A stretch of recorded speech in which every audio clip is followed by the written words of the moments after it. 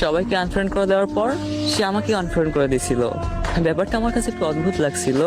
মনে মনে এটা ভাবতেছিলাম যে যে মানুষটা আমার কাছে আর একটা মুহূর্ত থাকতে পারে না, যে মানুষটা আমার সাথে কথা বলার জন্য সারাক্ষণ ছটফট করে, আমি একটু অফলাইন হলে যে মানুষটা ফোন দিয়ে আমাকে পাগল করে ফেলে, সেই মানুষটা কিভাবে আমাকে আনফ্রেন্ড করে দেয়।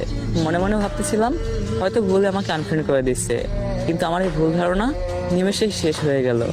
একটু পর খেয়াল করলাম সে সবাইকে আনফ্রেন্ড করে দিচ্ছে, আমাকে আনফ্রেন্ড করে দিচ্ছে, কিন্তু একটা মানুষ সে ফ্রেন্ড লিস্টে রাখছে। আর সেই মানুষটা হচ্ছে তার সেই এক্স।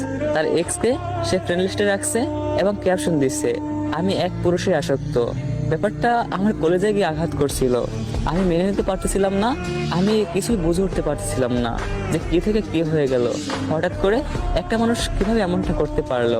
তারপর আমি তার এক্সকে মেসেজ দিয়ে জিজ্ঞেস করি, আচ্ছা সে আপনার কি হয়? আমার প্রিয় মানুষটার নামটা বললাম না, তো যাই হোক। তারপর তার এক্স আমাকে বলছিল যে ও তো আমার গার্লফ্রেন্ড হয়, ওর সাথে তো আমার অনেক দিনের রিলেশন। ওই সময় আমার মনে হয়েছিল আমার বুকের মধ্যে একটা গুলি এপাশ দিয়ে ঢুকে ওপাশ দিয়ে বেরিয়ে গেছে। কলেজে ছিঁড়ে যাচ্ছিল। তারপর সে আমাকে জিজ্ঞেস করছিল, তুমি ওকে চেনো কিভাবে, ও তোমার কি হয়? ভাইয়া, আমি আমার প্রিয় মানুষটার কখনোই ক্ষতি চাইতাম না। আমি তাকে মন থেকে ভালোবাসতাম। আমি তাকে পাই নাই এজন্য যে তার ক্ষতি চাইবো, ব্যাপারটা একদম এরকম না।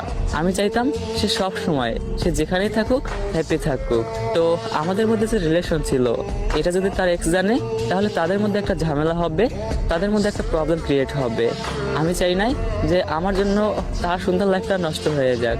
তাই আমি তাকে বলে দিয়েছিলাম না, আমি তাকে চিনি না, এমনি জিজ্ঞেস করলাম। তারপর আমি আমার প্রিয় মানুষটাকে মেসেজ দিয়ে জিজ্ঞেস করলাম, আচ্ছা এমনটা তো না করলেও পারতে, তুমি আমার সাথে এই বেইমানিটা না করলেও পারতে। তারপর সে আমাকে বলতেছিল, দেখো আমাকে মাফ করে দাও, আমি তোমার সাথে এমনটা কখনোই করতে চাই নাই। তুমি তো জানো যে আমার আগে একটা রিলেশন ছিল, আমি ওই ছেলেটাকে অনেক বেশি ভালোবাসি।